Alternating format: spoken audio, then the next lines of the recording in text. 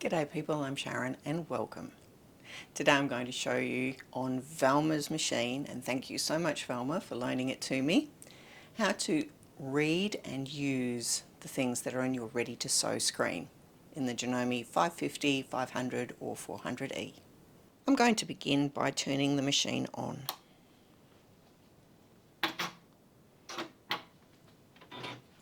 And once again we have that little group of things that happen when the machine is booting itself up. And I'm going to go back in here to the designs, and I'm going to go back to the same design that I had and stitched out the last time we were here.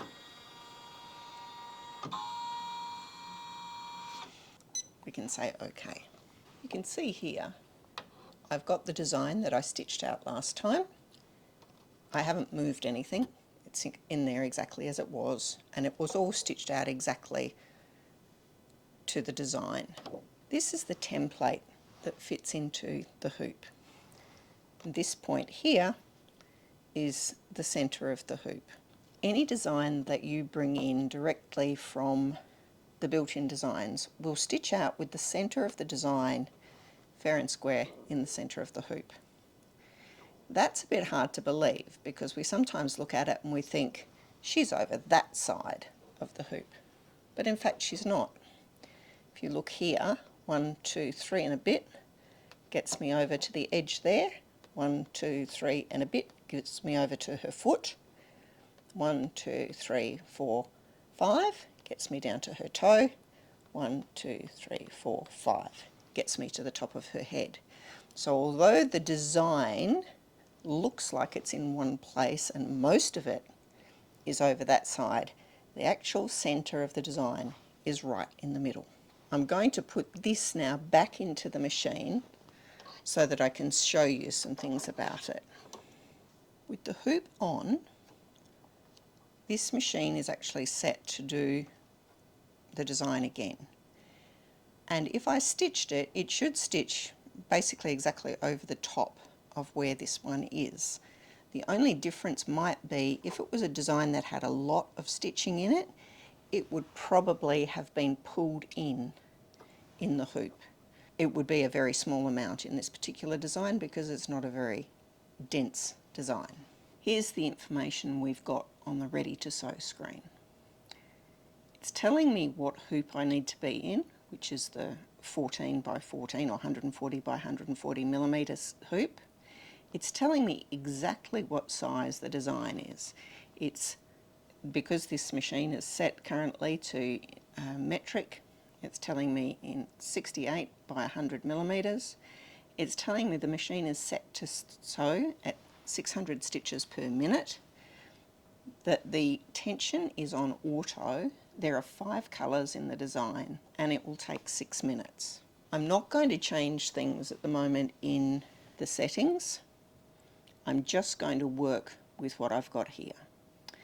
As I said last time, this first button gives me the option of seeing the entire design or just the colour that I'm about to stitch out, and that's up to you which way you want to do it. This next one has got a square with arrows going about it. Let's see what it does. If I do this one in the middle, watch what happens here. It's gone down to the bottom left, it's coming up to the top left, across to the top right, down to the bottom right and back to the bottom left. It has in fact just described a rectangle that fully encloses the design. So it is telling me where that design is going to stitch out. I can also just press the corners and go direct to the top corner or the bottom corner.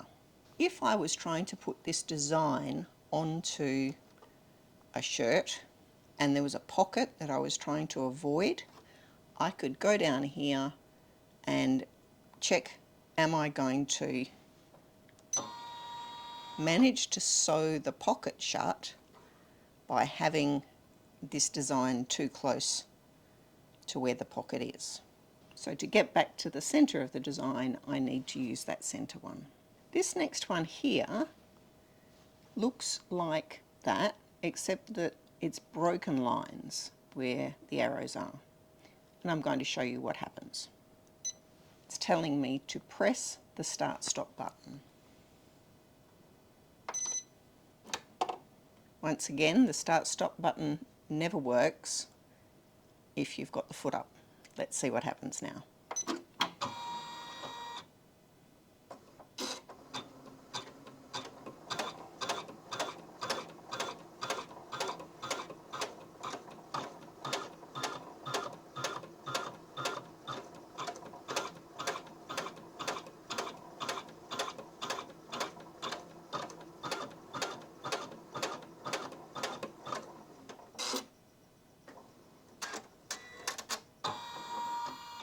The machine did a long basting stitch around the edge, and it's given me about 5 mils, or just under 1/4 of an inch away from the edge of everything. So the highest point, it's about 1/4 of an inch above that. The lowest point, it's about 1/4 of an inch below, left and right. So why would you want to baste on your machine? Well, there are certain fabrics that you really don't want to try and put into a hoop. They get what we call hoop burn. So, for example, velours and velvets, if you put them into the hoop, you will get a nice shape of the hoop in the velvet, and it won't come out. It's actually quite difficult to get them out if you can at all. Sometimes the fabric is just too thick to stay in your machine. So what you would do with both velvet and a really thick fabric is to put your stabilizer into the hoop and then pin on top of that. So pin your fabric on top of that, and you do this for stretchy fabrics as well, and then you can baste around the edge and it holds it in place. Now let's have a look at this one, which it's got 2 rows of stitching, it would appear. I need to raise the presser foot so that it can move to where it needs to go, and then I need to press the start-stop button. So I've put the foot down.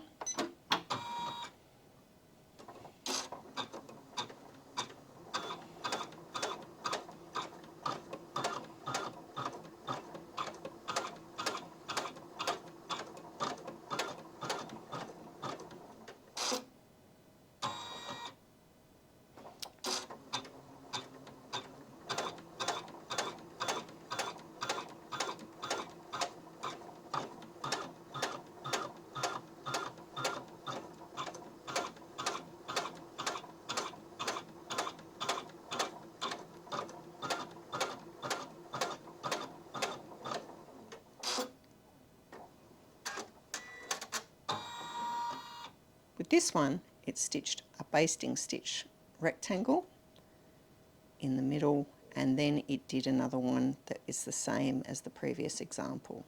Why would you use a double baste?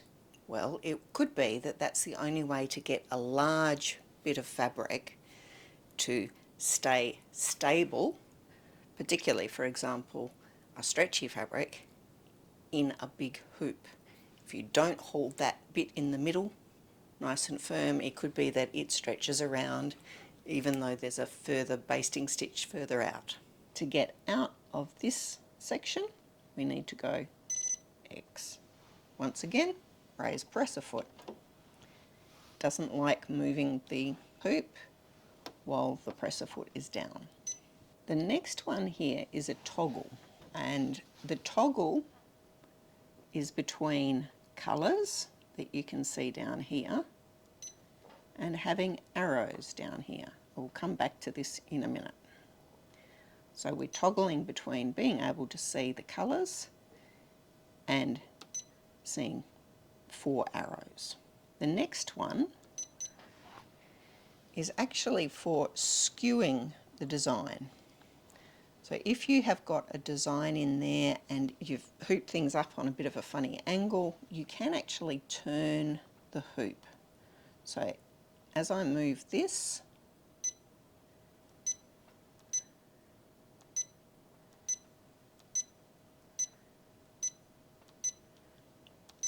So I've got to 5, and 5 degrees is as much as it can do. And you can see that whole section there has skewed to the right. I go OK. The design now looks different. She is now moved, the top of her has moved to the right. So if I stitch out now this bit, let's see what happens.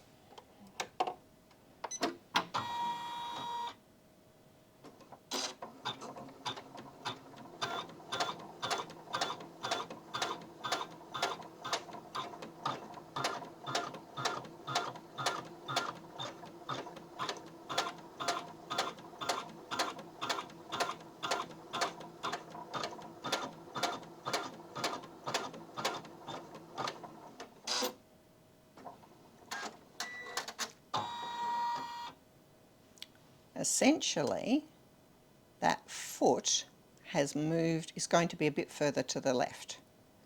So the basting stitch has now moved.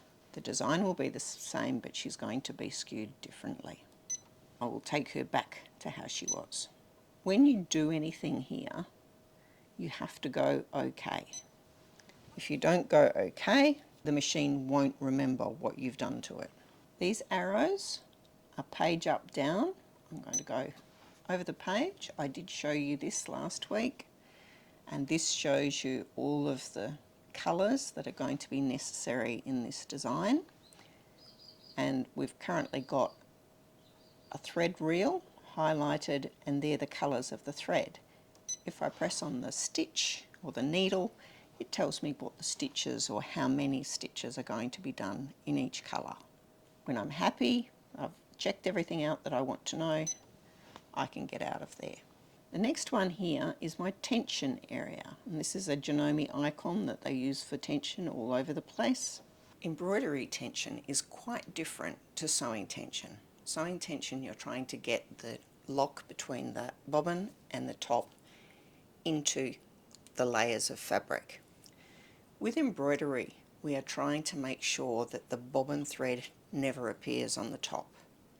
So to do that, we loosen the top thread so it's at a lower number, and that means that the bobbin tension will, or the bobbin thread will lie flat underneath the fabric. I will talk in the future more about tensions on your embroidery machine. So we're letting it be underneath 2.6. This one is to do with how short threads are being cut off. So if you're finding your threads are not burying under the design, you can change it here. And finally, this one will put the hoop back into its home position, and I'm not going to do that right at the moment because I've got other things to show you. In this section I have a minus and a plus. This is currently set at stitch 0 out of 2,219 stitches in this design. I can go like this and start moving through the design.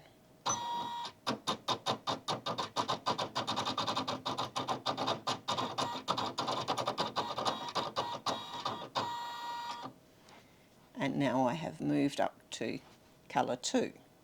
So you can move through the design stitch by stitch. If you want to move through the design faster, you can do it with the arrow keys down here. So I'm currently on colour number 2. If I go here, I'm now on colour number 3, colour number 4. So I can skip colours just by using those keys. Now I'll go back to the beginning. So we're back at stitch number 0. If we come back to this here, we've got colours, which are these pieces down here, and now I've got arrows. And this is an important thing. You've managed to hoop up your fabric, but you've realised when you were doing this and looking at where the design was going to stitch out, that you actually need it to be up higher and over to the left. These are how you move it around. The design is not going to be changed at all, it's just going to change where the design is going to stitch out. If you remember, I said earlier that the centre of the design here is in the centre of the template. You can see it there. This does move around a little, but it's close enough. When we look at these, we are going to move the entire design where it's going to sew on this hoop. So let's see what happens. So the centre of the design will now be up here, and now the centre of the design is going to be over here. So I've put that ballerina as far into the top left corner as I can. If I wanted instead to put her down in the bottom right,